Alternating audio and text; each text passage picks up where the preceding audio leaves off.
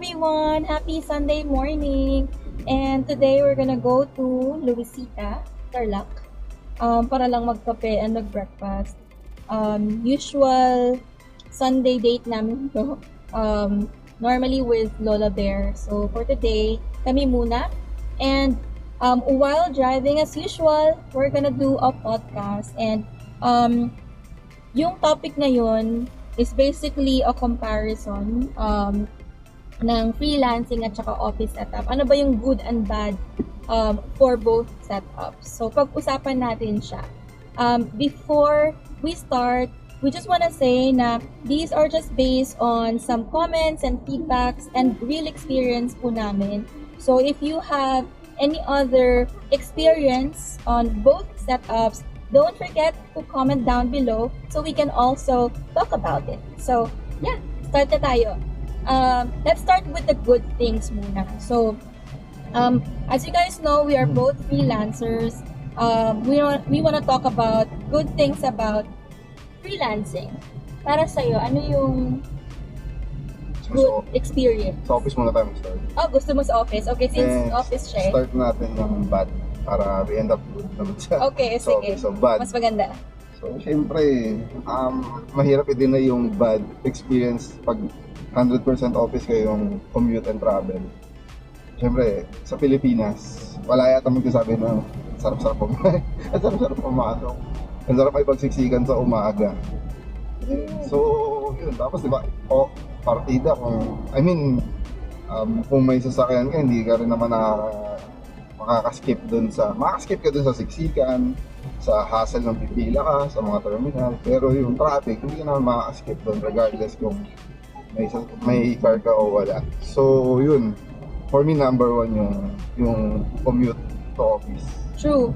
Hindi ko makalimutan yung experience natin na galing lang kami ng Makati area kasi doon kami nag-work before. And then, yung bahay lang namin na uuwian is around 14 kilometers. Santa Ana, Manila. And then, it took us 2.5 hours para lang makauwi. That's how bad traffic is sa Manila. Para dun sa mga nasa ibang areas na still on office setup, let us know kung ano yung feedback nyo regarding commute and ano yung mga tricks na ginagawa ninyo so that somehow ma-lessen yung experience natin na bad in terms of sa commuting. So, yeah. Sa akin yung next ko is yung bad experience ko is yung politics sa opisina. Hindi naman din nawawala to kahit sa freelancing. But mas madalas lang talaga siya sa office setup.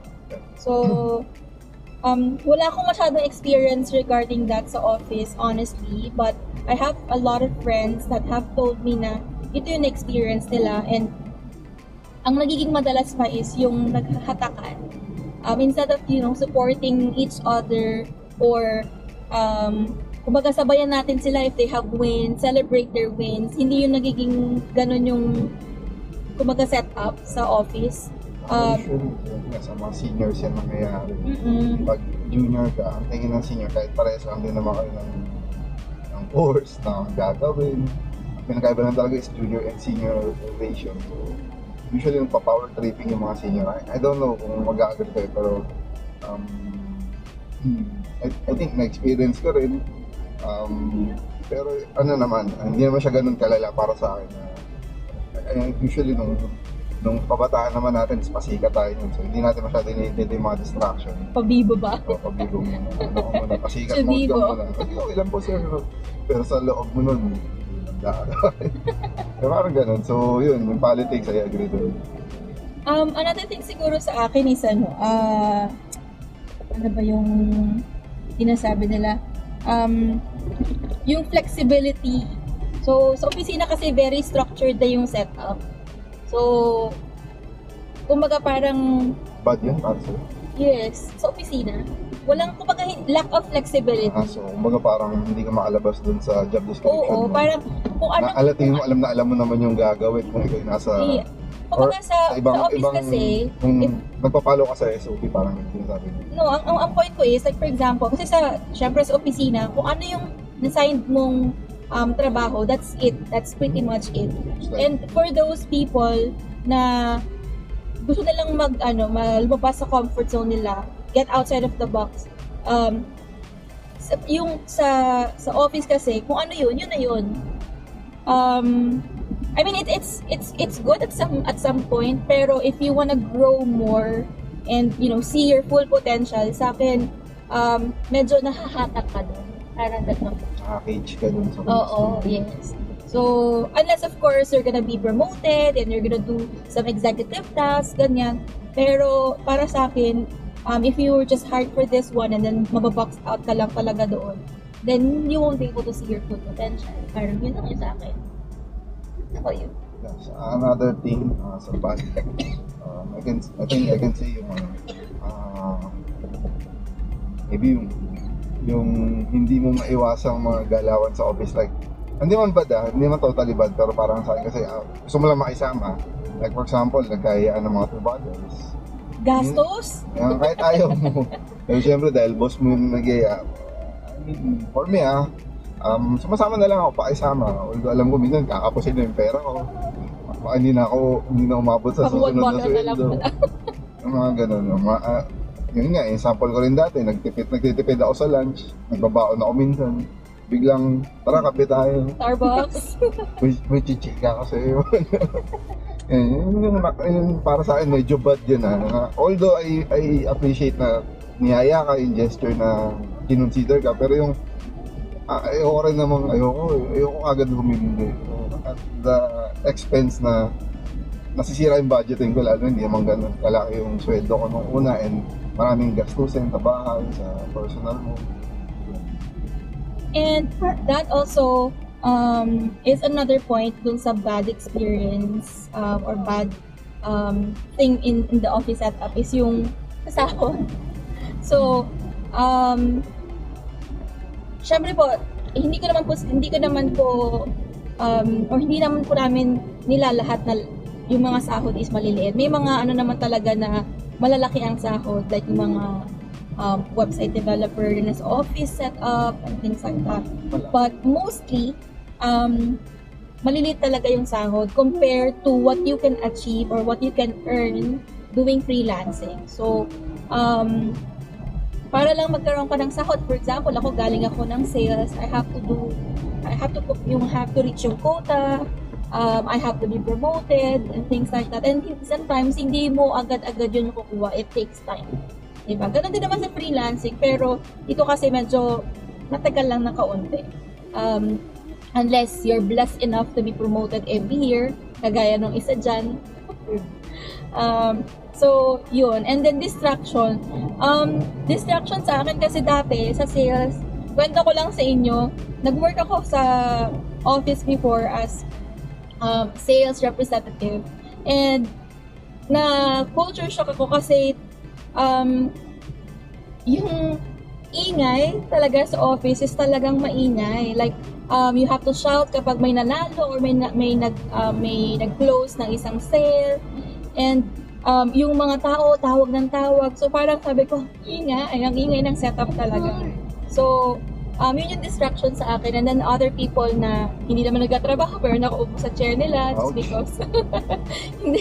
just because ayaw nila syempre lumabas kasi baka meron sila nung ang tawag doon, yung pindot-pindot na ganyan, nakalimutan ko. Guys? Pakicomment nga.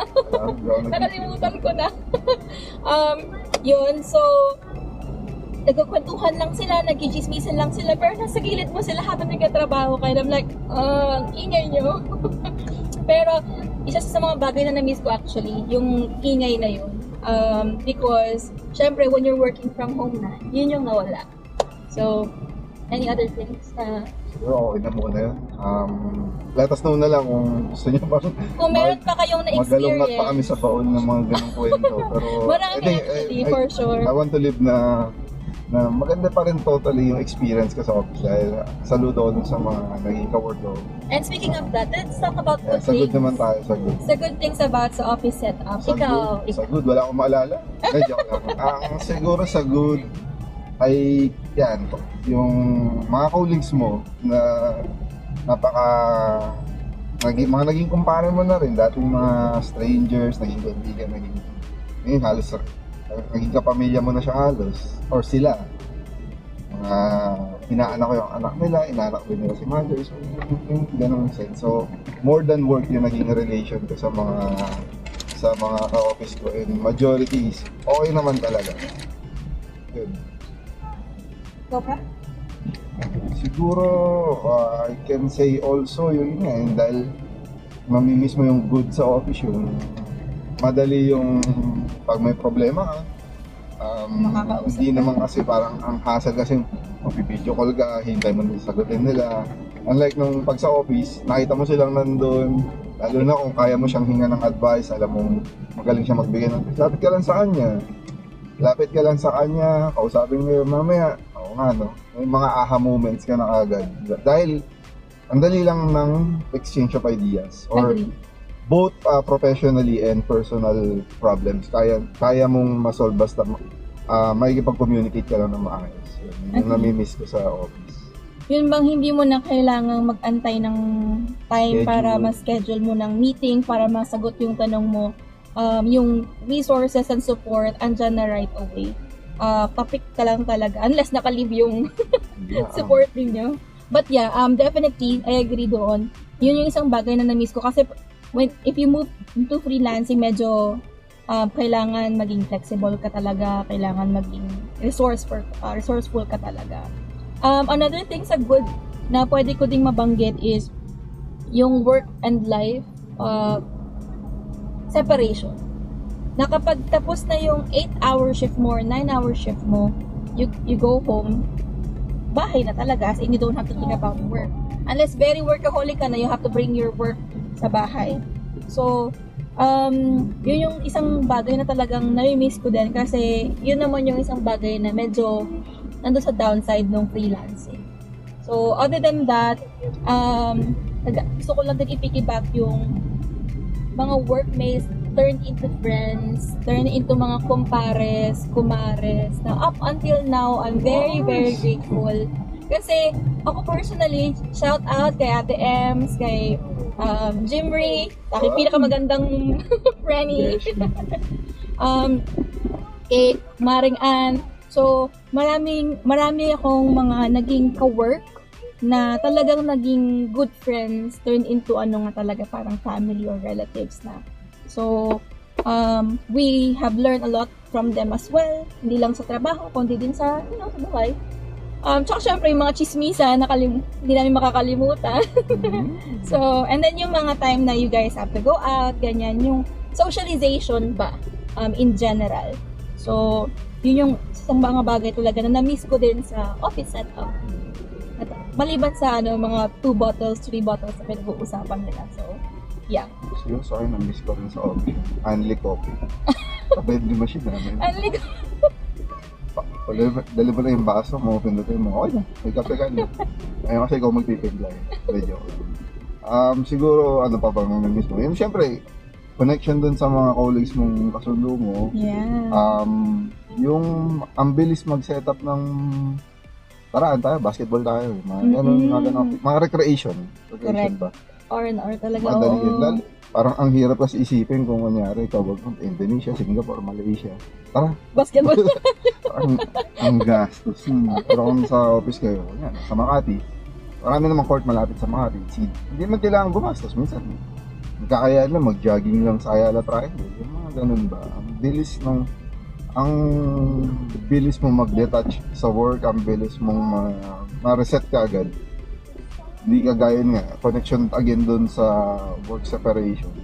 Mabilis mong ma-refresh yung utak mo.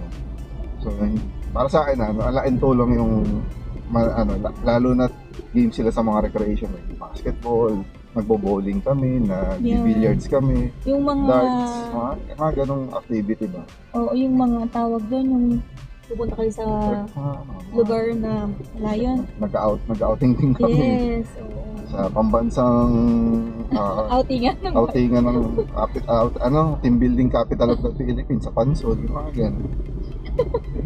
Anyway, other than that, sa akin, career growth or professional development. So, kapag office setup kasi, since structure na ang setup ng office, there are already set up ng training, yung mga for leadership, mentorship, mga ganyan, that will allow you to grow dun sa profession mo para mag-lead into, career growth, yung mga promotion, mga ganyan. So, isa sa mga bagay din talaga na na-miss ko kasi pag nasa freelancing ka, iba talaga yung setup niya. It's you that will have to find a way para, mag-grow.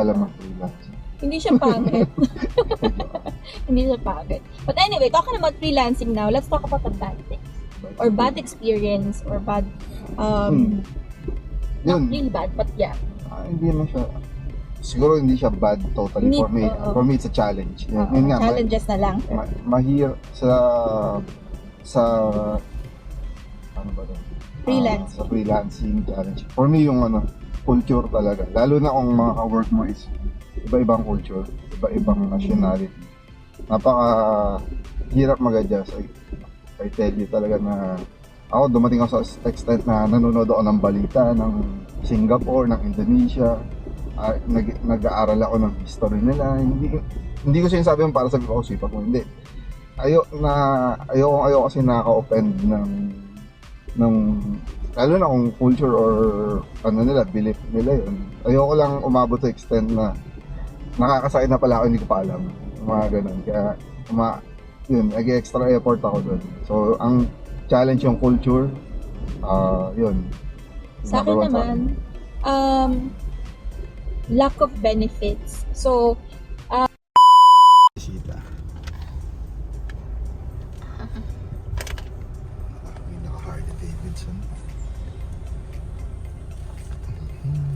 guys, ito kami madalas na pupunta on a Sunday morning kasi nangangarap kami makabili ng lupa dito ng property. This is by the way Crescendo. Ayala. Yes. So ito daw yung city within the city na property ng Ayala na pangarap namin. Pero hanggang pangarap na lang ata. Who knows? Hindi naman masamang mangarap. Ang dami ng sold properties actually. Ano po ma'am, isang ang daming mayaman sa Pilipinas. Ice mocha, yun lang po. Yun lang po, thank you. And itong property na to, meron na siyang mga restaurants, groceries, and I think school. I think yan John. School, hospital din. Hospital, school, alam ko. Don Bosco. Don Bosco. May hospital, may magiging hospital na rin ito. And then meron siyang, syempre ang favorite ng daddy. Ang tito nyo. Ang tito Jack ninyo ay ang McDonald's. McDonald's baka naman. Yan. Stockholder na ako dito. Diyos ko, araw-araw kape.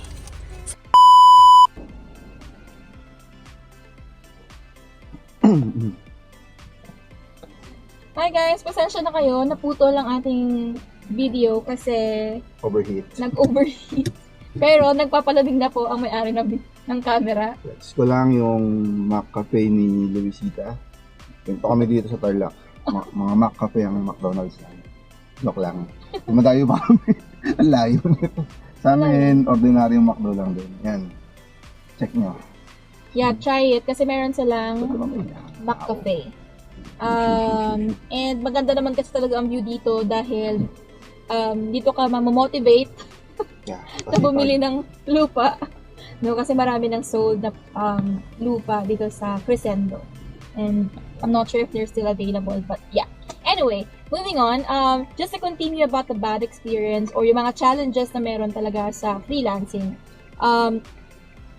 I'd like to point out yung lack of benefits kasi as a recruiter, madalas na tinatanong sorry guys. Madalas na tinatanong sa akin as a recruiter is kung may benefits ba, especially for those that have came from yung local employment. Kasi syempre nga, sa local employment, it's automatic. Pag na-hire kayo, nakaset up na ng company yan, meron na kayong government taxes, blah, blah, blah, and yung mga medical insurance. Pero sa freelancing kasi, mas madalas wala. It's just the base salary that will be provided. But then, meron ng mga companies din talaga na are considering to provide those. Yung mga medical insurances, 13 months, yung mga ganyan. So, may mga companies na rin na nagbibigay, but most often, hindi po talaga siya available sa freelancing. So, if you would like to pay your own taxes, you have to do it by yourself.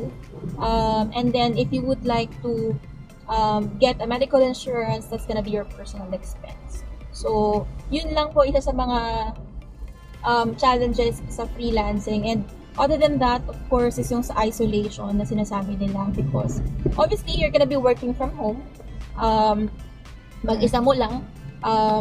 So you have to, like, I guess, set up everything on your own research. Wala kayong, pag nagloko yung alam mo, wala yung tawag ka ng IT. Yes. Walang dito. Wala talagang... Ayaw gumaling dito, You have, sa buhay. Google is your best friend. Tanong mo- YouTube will be your best friend kasi ikaw talaga yung mag-research, mag-check pa paano to sort it out, ganyan. Unlike yun nga sa office, automatic meron tayong mga departments that can assist us or help us, ganyan. So, yun yung isa sa challenges sa akin, isolation, or dalawa I mean, and then lack of benefits. Ano pa ba? Siguro sa akin, Income, stability. yun, lagi naman na-open yung stability.